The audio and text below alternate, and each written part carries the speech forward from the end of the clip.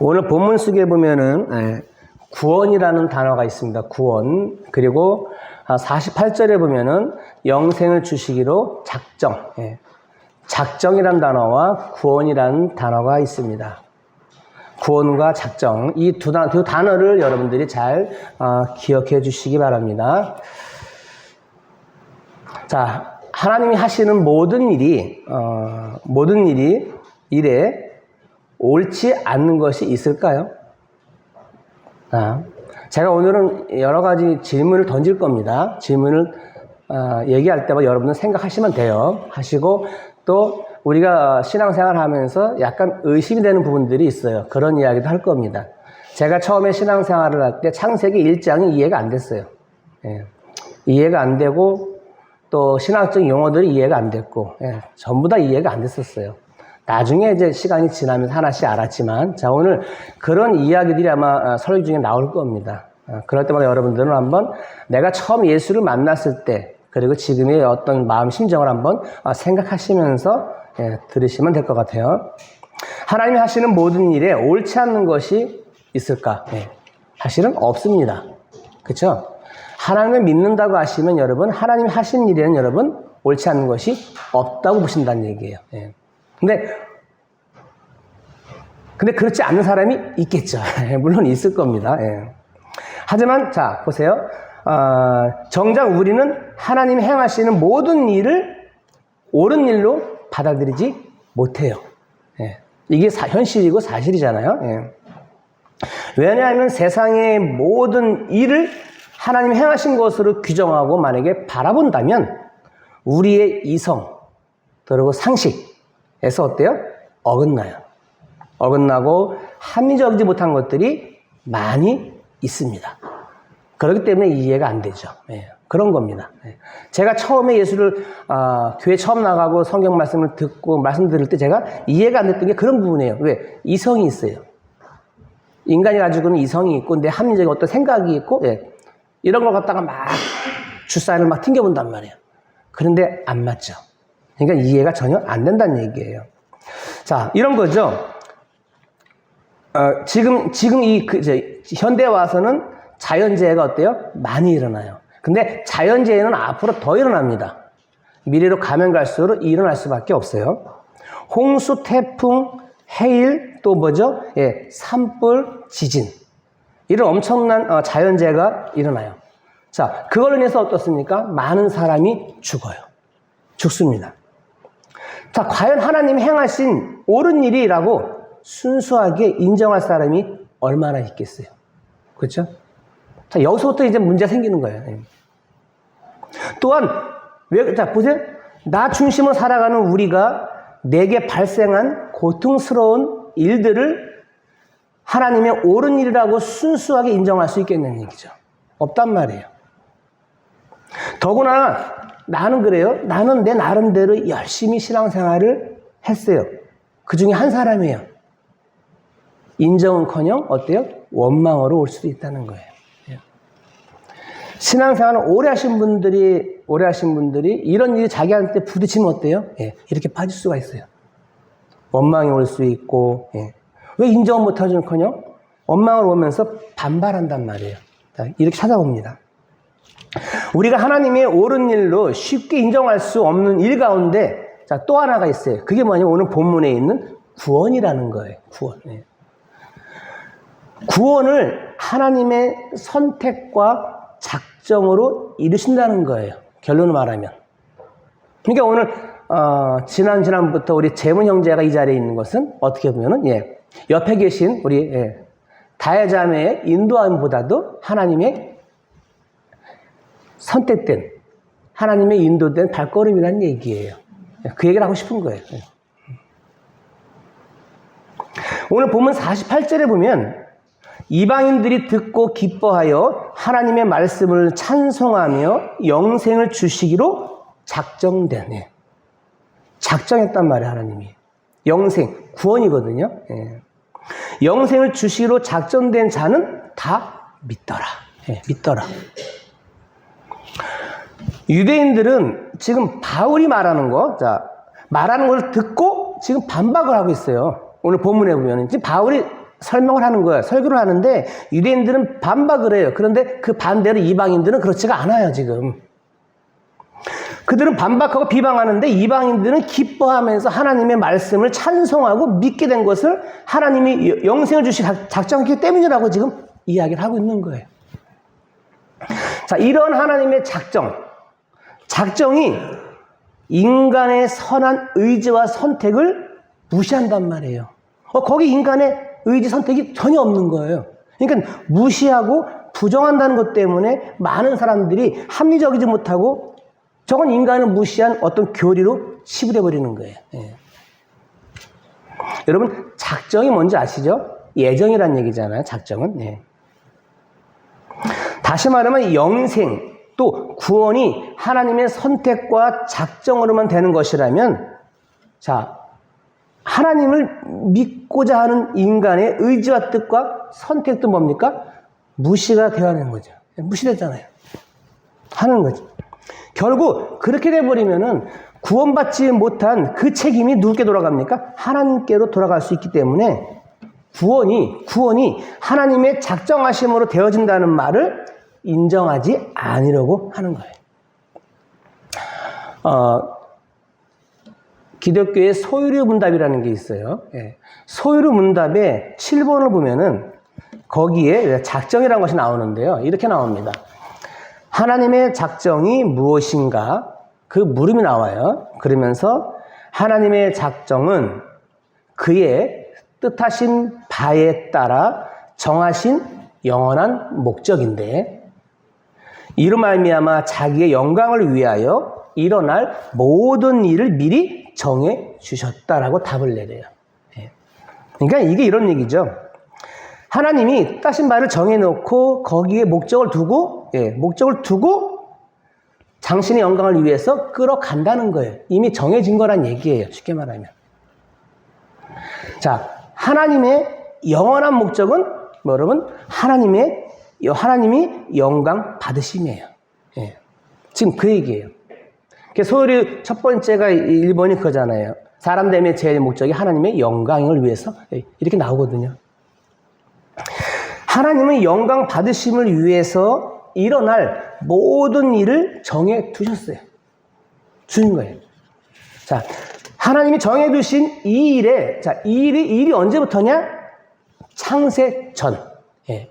하나님이 천지를 창조하시기 창세 전. 예. 전에 자기 백성을 예정하시고 예정하신 그들을 부르셨다는 거예요. 오늘 설교 중에는 제가 장르교라 칼빈주의의 5개 강령 중에 한 부분이 좀 많이 들어가 있어요. 예, 들어가 있습니다. 사실은. 자, 이처럼 창세 전부터 자기 백성을 예정해 놓으셨다는 것은 세상이 창조되기 전부터 이미 뭡니까?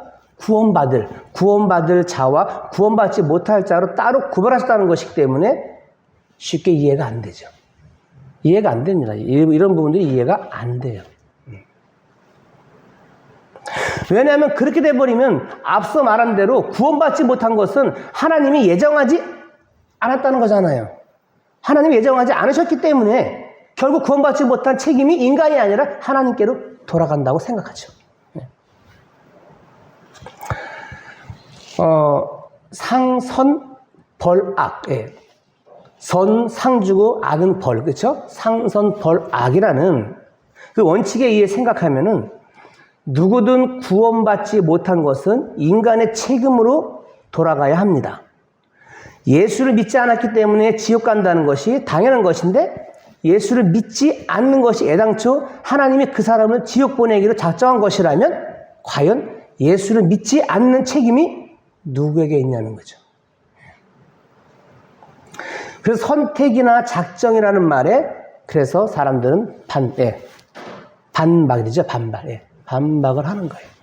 이해가 안 되는 거고. 더구나가 작정이라는 말을 일어날 모든 일을 하나님이 미리 정해놓았다는 말이에요. 정해놓으셨다는 의미로 이해한다면 자, 지금부터 또 문제가 되는데요. 자, 한번 이해해 보세요. 사단이 하와에게 접근한 것이나 하와가 사탄의 유혹에 넘어가서 선악과를 먹었어요. 먹고 아담에게도 주어서 먹게 한 모든 일이 하나님이 미리 정하신 일의 결과로 이해될 수가 있겠죠. 있고 또 그렇게 되면 하나님이 어떻게 보면은 죄의 조성자, 죄를 만드신, 죄를 시작한 조성자라는 말도 나오게 되는 거예요. 됩니다. 자, 그래서 이런 문제를 피하기 위해서 신학자들 가운데는 아담과 하와가 하나님의 작정 아래 있지만 선악과를 먹은 것은 하나님이 주신 자유의지로 행한 것이기 때문에 죄의 책임은 인간에게 있다는 말을 하기도 했어요. 저도 예전에 자유의지라는 것 갖다 붙여서 많이 이야기를 했어요. 애매모호하면 그렇게 말을 했어요. 왜? 모르니까. 잘 모르고 정확한 답이 안 나오니까 우리에게 자유의지가 있잖아. 그걸로 따먹지 않았겠어? 이렇게 말하기도 했다는 거예요. 자, 하지만 그렇게 되면은 인간의 자유의지라는 것은 말 그대로 하나님의 작정과 뜻을 벗어나죠. 벗어나서 자신의 뜻대로 행하는 것으로 해석될 수 있기 때문에 세상의 모든 일이 하나님의 작정하심과 그 작정대로 일하시는 다스림 아래 있다는 말에 어긋나게 될 뿐인 거예요. 자, 우리는 하나님의 작정에 대해 잘 이해를 해야 하는데 중요한 것은 하나님의 작정은 그 다음 말이 중요해요. 하나님의 작정은 신앙의 절대성과 권위성을 나타낸다는 사실이에요. 신앙의 절대성이에요. 이걸 더 쉽게 말하면 하나님의 주권이에요. 하나님의 주권, 절대성이라는 얘기예요. 신앙의 절대성과 권위성이에요. 신앙의 절대성과 권위성이 없으면 안 되잖아요. 그럼 내 마음대로 다 해버리죠. 신앙의 절대성과 권위성에 대해서 이해를 못하면은 신앙은 믿고 싶으면 믿고 믿기 싫으면 믿지 않는 것으로 전락되고 말겠죠. 다시 말하면 신앙의 모든 문제가 인간의 선택과 의지에 따른 것이 될 것이고 또 이러한 신앙의 절대성과 권위는 있을 수가 없는 거죠. 신앙의 길은 하나님이 작정하신 자만이 갈 수 있습니다. 갈 수 있습니다. 신앙의 절대성과 권위성을 여러분들이 인정하신다면 신앙의 길은 하나님이 작정하신 자만이 갈 수 있습니다. 이것이 신앙의 절대성이고 권위성이에요. 물론 우리 인간은요 여전히 악한 본성 아래 있어요. 본질상 진노의 자녀, 죄를 범한 그 뒤로 우리가 은혜를 입었지만 그냥 우리는 아직도 죄성이 이 안에 있어요. 여러분들은 툭 하면 이게 올라와요. 올라와서 사고를 치기도 하고 일을 벌리기도 해요. 왜? 여전히 악한 본성의 영향 아래 있기 때문에 신앙의 길보다는 바깥이죠. 자, 바깥에서 세상이라고 말하는데 세상을 향한 자신의 길을 가기 위해서 힘을 쓴단 말이에요. 그리고 살아가요.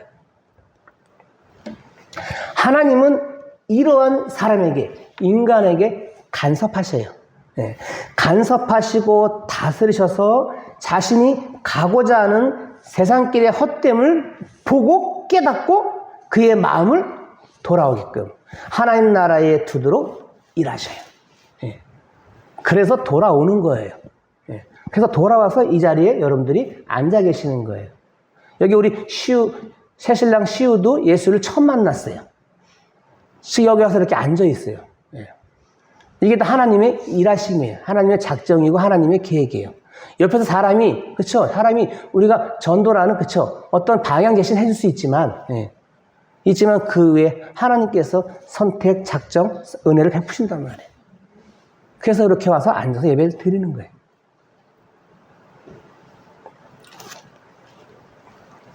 우리의 신앙은 하나님의 절대성과 권위성을 가지고 있습니다.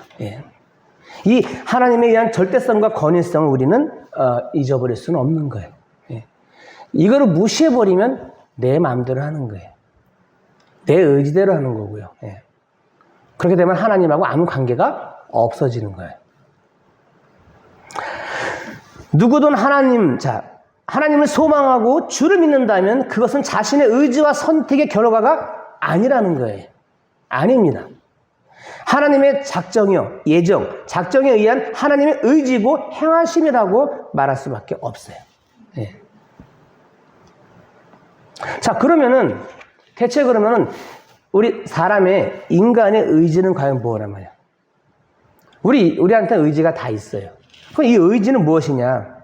인간의 의지는 전적으로 타락한 본성에서 나오는 의지이기 때문에, 예?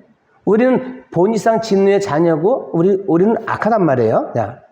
나오는 의지이기 때문에 오로지 자기를 위한, 나를 위한 방향으로 나아가는 의지뿐이에요. 잘 생각해 보세요. 우리가 부리는 똥꼬지 의지는 어때요? 다 나를 위한 거예요. 예. 나를 위해서 똥꼬지 피우고 나를 위해서 의지를 내세워요. 예, 살다 보면 그렇습니다. 즉 인간의 의지는 하나님의 뜻이 있는 선을 향할 수가 없어요. 없습니다. 예. 그렇기 때문에 하나님의 작정이 아니고서는 누구도 이 믿음의 길을 갈 수가 없다는 거예요. 예. 그래서 우리가 하나님의 은혜, 하나님의 사랑, 하나님의 은혜이기 때문에 이렇게 앉아 있는 거고, 우리는 또 은혜를 받기 위해서 또 이렇게 예배하는 거고. 애당초 처음부터 십자가를 향한 믿음의 길로 가고자 하는 선한 마음 자체가 없어요. 없는 것이 우리 인간이에요. 그 때문에 예수를 믿고자 하는데도 하나님이 작정하지 않아서 믿지 못하고 지옥 간다면 여러분 누구 책임이냐는 거죠. 자, 이런 말은 인간의 존재에 대해서 생각하지 않는 무지임을 알아야 한다는 얘기예요. 몰라서. 자, 인간이 선악과를 먹은 것을 먹은 것을 두고 보신 것은 그럼 또 어떻게 이해하냐 말이죠. 하나님이 선악과 먹는 거 봤을까 안 봤을까요? 다 보고 있었어요. 안 보셨겠어요? 쟤 따먹고 있구나. 예, 다 보고 있었어요. 그러면 그걸 어떻게 이해하냐는 얘기죠. 저는 이런 것들이 예전에 신앙생활 할 때 다 의문 덩어리였어요. 예, 다 호기심이었고 다 궁금해했고 하신 그랬어요. 이것은 하나님의 작정을 인간 구원이 아니라 하나님의 영광을 기준으로 바라볼 때 이해가 돼요. 하나님의 영광을 기준으로. 아까 소요리 7번에서 말씀을 드렸죠. 예. 그 기준에서 당신의 영광을 받기 위해서 이렇게 만드시는 과정, 그러니까 이 작정하시는 모든 것들, 하나님의 영광을 기준으로 바라볼 때 이해할 수가 있다는 거예요. 하나님의 작정은 영원한 하나님의 영광에 있습니다. 이렇게 지금까지 얘기하니까 어떻습니까? 하나님은 엄청나게 욕심쟁이에요. 왜? 당신밖에 몰라요. 그렇죠? 지금까지 얘기한 게 다 오로지 당신의 하나님, 입으니까 영광 돌려야 돼요. 그러니까 오로지 다 당신께로 가잖아요. 그러니까 욕심이 많으시고 우리 하나님은 질투도 많아요. 사랑하시지만 질투도 많으셔요. 너가 나 말고 다른 거를 사랑해봐. 하나님 질투하셔요. 질투하십니다. 영생을, 구원을 주기로 작정한 자가 믿었다고 해서 인간에게 영생을 주고 구원을 받게 하는 것이 작정의 영원한 목적이라고 생각하면 안 되겠죠. 그런데 하나님의 작정의 목적을 인간의 그 구원에 두기 때문에 하와가 선악과를 먹을 때 왜 그냥 두고 보셨는가? 그 의문이 생길 수 있는 거예요. 하나님이 자기 백성을 택하셨어요. 여기 앉아있는 분들은 행복한 사람들이에요. 왜? 하나님이 택하셨기 때문에. 안 행복하십니까? 행복하시죠. 네. 나 같은 사람을, 부족한 나를 택하셨네. 이거 하나만 생각해도 행복한 거예요. 네. 왜? 나는 나중에 하나님 품에 안길 수 있는, 천국 갈 수 있는 이미 보장이 됐잖아요. 하나님 자기 백성을 택하시고 영생을 주시기로 작정하신 것은 하나님의 작정으로 영생에 있게 된 인간이 하나님의 사랑과 은혜를 깨달아서 하나님을 찬송하게 하기 위함이라는 거예요. 이것이 하나님께 영광이 되기 때문인 거예요.